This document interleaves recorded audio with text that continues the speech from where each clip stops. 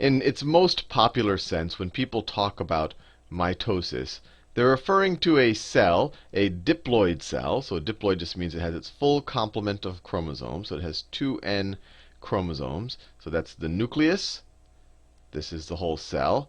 And so most people are saying, look, the cell itself replicates into two diploid cells. So it turns into two cells, each that have a full complement of chromosomes, 2n chromosomes.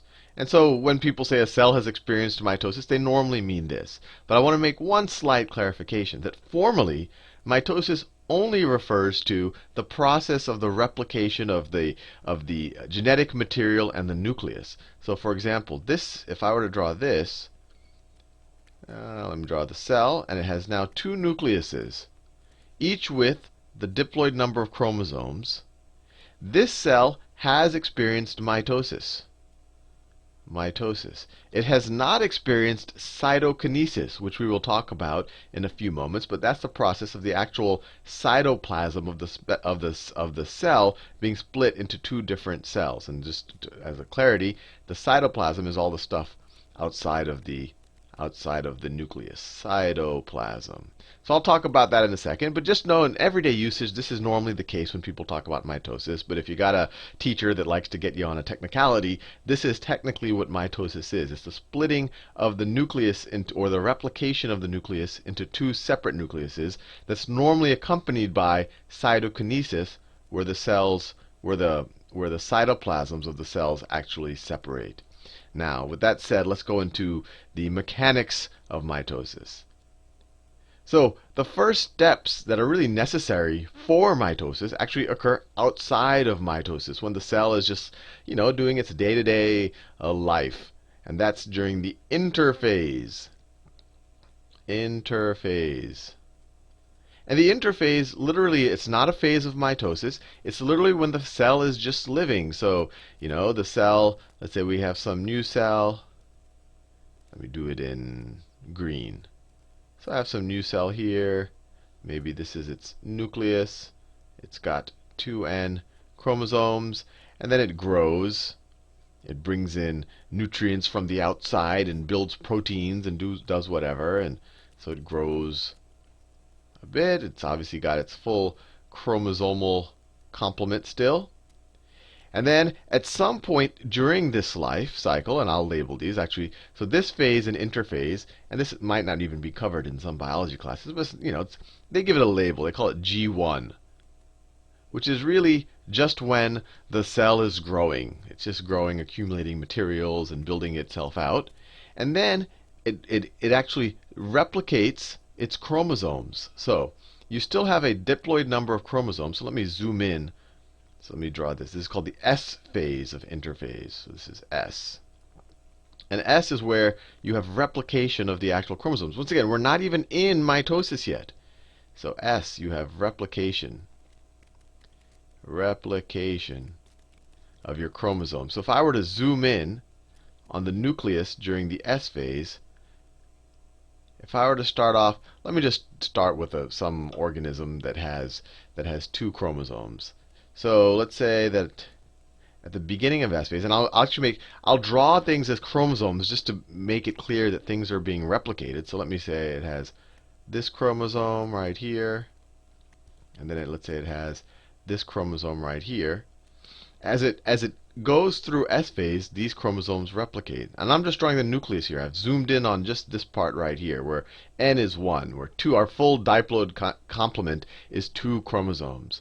During S phase, our chromosomes will replicate, and we'll have, so that green one will completely replicate and generate a copy of itself. And we've learned this a little bit. They're connected at the centromere.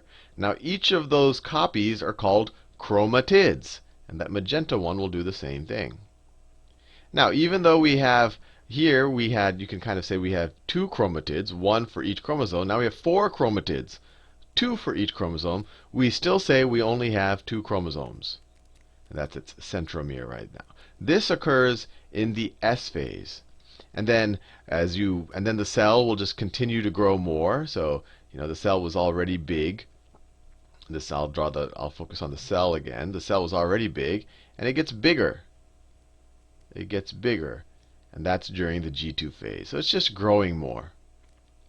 G2. Now, there's another little part of the cell that we haven't even talked about yet, but I'll talk about it a little bit. It's not, super duper important.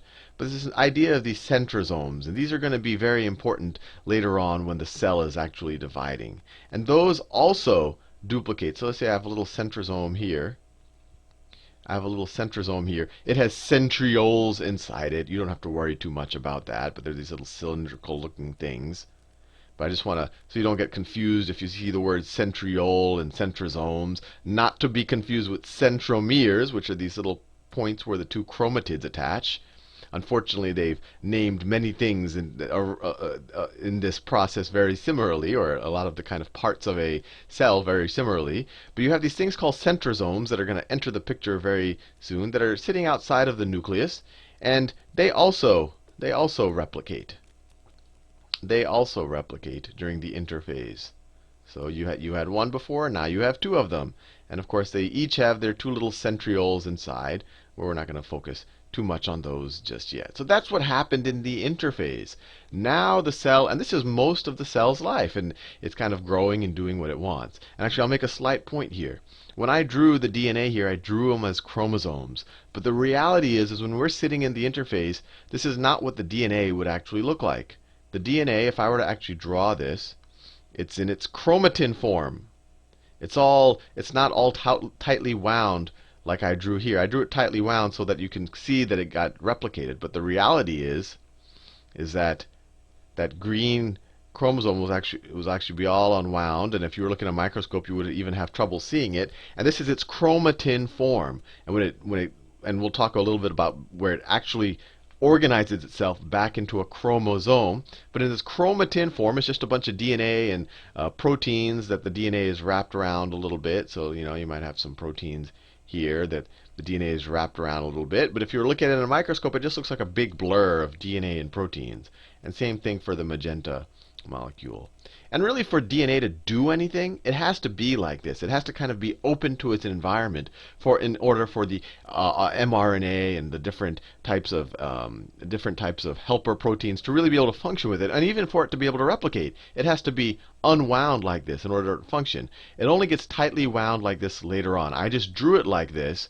So really, I had one green one, and it's going to replicate to form another green one. They're going to be attached at some point, and that magenta one's going to replicate to form another magenta one, and they'll be attached at some point, but it's not going to be clear. I just drew it this way to show that it really happened. This is the reality. It's in its chromatin form. Chromatin. Now, we're ready for mitosis. So the first stage of mitosis is essentially, well, let me draw this. So I'll draw the cell. I'll draw the cell in green. And I'm going to draw the nucleus a little bit, well, a lot bigger than it normally is relative to the cell, just because, at least right now, a lot of the action is going on in the nucleus. So the first stage of mitosis is the prophase. Prophase. Prophase. And these are really just, these are somewhat arbitrary names that were assigned to people looked at a microscope. Oh, that's a certain type of step that we always see when when a nucleus is dividing. So we'll call this the prophase. And what happens in the prophase is that the actual chromatin starts actually turning into this type of form. So as I just said, when we're in the interphase, the DNA is in this form where it's all separated and unwound. It actually starts to wind together. So this is where you'll actually have, and remember, it's already replicated. The replication happened before mitosis begins. So I had that one chromosome there, and then I have another one here. It has two sister chromatids that we'll see soon get pulled apart. Now, during prophase, you also start to have these centromeres up here that I was touching on before. These guys over here, they start to I guess the best way is to facilitate the generation of these what you call microtubules, and you can kind of view these as these sticks or these ropes that are going to be key in moving things around when as we divide the cell. And all of this is pretty amazing. I mean, you think of a cell, you think of something that's inherently pretty simple. It's it's kind of the most basic living structure in us or in life. But even here you have these complex mechanics going on, and a lot of it still isn't understood. I mean, we can observe it, but we really don't know what's happening at the atomic level or kind of at the protein level that allows these things to move around in such a nicely choreographed way. It's still, it's still an area of research. Some of this is understood, some of it isn't. But you have these two centrosomes, and they facilitate the development of these microtubules, which are literally like these little microstructures. You can view them as tubes or as some type of rope. Now, as prophase progresses, it eventually gets to the point where let me do it. I don't want like this word replication written here. It makes it confusing. Let me delete that. Let me get rid of this replication. So as prophase progresses, the nuclear envelope actually disappears. So let me redraw this. Let me copy and paste what I've done before. Put it there. So as prophase progresses, I'm using too thick of a, there you go. The nuclear envelope actually starts to disassemble. So this starts to actually dissolve and disassemble. And then these things start to grow and attach themselves to the centromere. So actually, let me do that. So this is all during prophase. This is all during prophase. And since all of this happens during prophase, this latter part of prophase, sometimes they'll call it late prophase. Sometimes it'll be called prometaphase. Actually, let me do that. Let me write that down. I'll write what I'm prometaphase. Prometaphase. Sometimes it's considered, I don't think there's a hyphen really there. Let me write prometaphase. So sometimes it's actually considered a separate phase of mitosis. Although when I learned it in school, they didn't bother with prometaphase. They just called it all prophase. But by the end of prophase, or actually by the end of prometaphase, depending on how you want to view it, the whole situation is going to look something like this. You have your overall cell. The nuclear envelope has disassembled, so to some degree it doesn't exist anymore, although the proteins that formed it are still there, and they're going to be used later on. And you have your two chromosomes. In this case, in a human's case, you would have 46 of them. You have your two chromosomes, each made with sister chromatids, each made of two sister chromatids, two chromosomes. They, of course, have their centromeres, where they right there. And then these centrosomes will have migrated roughly on opposite sides of the what was once the nucleus. And these things have kind of spread apart. These microtubules.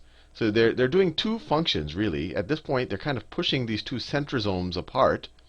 So you have all of these things, and they're connecting some of them are coming from this centrosome, some are coming from this centrosome, some are connecting the two. And then some of these microtubules, these tubes or these ropes, however you want to view them, attach themselves to the centromeres of the actual chromosomes. And the point that the protein structure that they attach them to is called the kinetochore. So there's a kinetochore there, and that may or may not be kinetochore. It's a protein structure. And it's actually fascinating. It's still an open area of research on how exactly the microtubule attaches to the kinetochore. And as we'll see in a second, it's at the kinetochore that the microtubules essentially start to pull, or at the DNA at the two separate sister chromatids, and actually actually pull them apart. And it's actually not understood exactly how that works. It's just been observed that this actually happens. Once prophase is done, essentially the cells then just make sure that the chromosomes are well aligned. I mean, I kind of drew them well aligned here, but that is kind of formally occurs during metaphase, which is the next phase. So that first one was prophase. Now we're in metaphase. And metaphase really is just an aligning of the chromosomes. So all of the chromosomes are going to be aligned at the center of the cell. So I have my magenta one here. I have my magenta one here. I have my other one here, my green one there. And of course, you have your centrosomes, the microspindles that are coming off of them. Some of them are kinetochore microspindles. They're actually attaching to the centromeres of the actual chromosomes. It's very confusing, right? The centrosome are these structures that help direct what happens to these microtubules. Centrioles are these little structures, these little can-shaped structures inside the centrosomes. And the centromere are the center points where the two chromatids attached to each other within a chromosome. So, this is one sister chromatid, and that's another sister chromatid, and they attach at the centromere. But this is metaphase. It's fairly easy. Metaphase, you just have this aligning of the cells, and there's actually some theories, how does the cell know to progress past this point? How does it know that everything is aligned and attached? And then there are some theories that there's actually some signaling mechanism that if one of these kinetochore proteins aren't properly attached to one of these ropes, that somehow a signal is sent that that mitosis should not continue. So this is a very intricate process. Now you can imagine if you have 46 chromosomes and you have all of this stuff going on in the cell, and there's not like there's some individual pushing stuff or some computer here. It's all being really directed by chemistry and thermodynamic processes, but just by the intricacy, or I guess the elegance of how these things are. It happens spontaneously with all of the proper checks and balances, so that most of the time nothing bad happens, which is all quite amazing. So after metaphase, now we're ready to pull the stuff apart, and that's anaphase. Anaphase. So in anaphase, let me write that down. Anaphase, I've changed the color of my cell. These guys get pulled apart. And as soon as they get pulled apart, so let's see, this guy's getting pulled. Let me do it in green. So one of the sister, nope, that's not green. One of the sister chromatids is pulling in that direction. One is getting pulled in that direction. And then the same is true for the magenta ones. Pulled in that direction, and one is getting pulled in that direction. And of course, you have your centrosomes here. And then they're connected to the kinetochores that are right there, and that's where the pulling. And there's also there's also a whole microtubule structure that aren't connected to the actual chromosomes, but they're helping to actually push apart these two centrosomes so that everything is going to opposite sides of the cell. And so as soon as these two chromatids are separated, and I touched on this a little bit before when we talked about the vocabulary of DNA, then as soon as that happens, these are each referred to as chromosomes.